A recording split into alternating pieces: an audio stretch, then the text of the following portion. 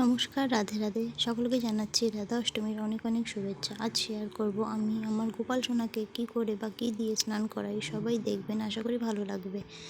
তো এই দেখছেন, এই চিহ্নটা দিয়ে আমি তারপরে গোপাল সোনাকে বসাই।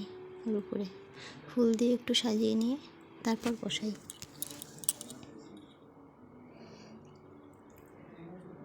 এই যে গোপাল সোনাকে নিয়ে চলে আসলাম, বসিয়ে দিলাম।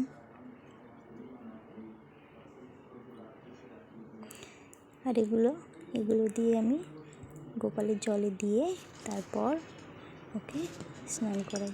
গোলাপ জল দিয়ে দিলাম, এবার দেবো একটু ঘি,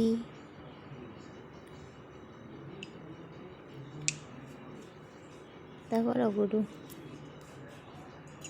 এই তিনটে জিনিসই দিই, আরও দিই, আচ্ছা দিই। এবার স্নান করিয়ে নেব।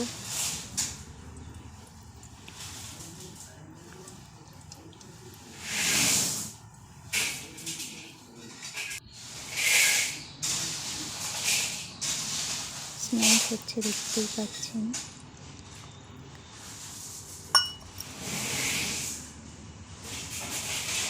ওকে মুছিয়ে নেব এবার।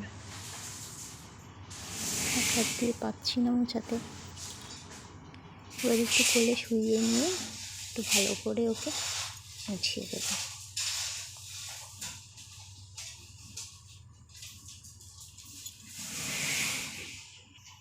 আর এইগুলো দিয়ে ওকে সাজিয়ে নেব, শৃঙ্গার করিয়ে নেব। দেখুন হয়ে গেছে।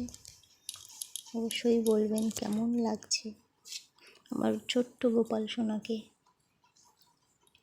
আজকে শুভ রাধা অষ্টমী। ভগবানের কাছে প্রার্থনা করব সকলের দিনটা যেন খুব ভালো ভালো কাটে। দেখুন আমার ছোট্ট গোপাল সোনাকে কত সুন্দর লাগছে।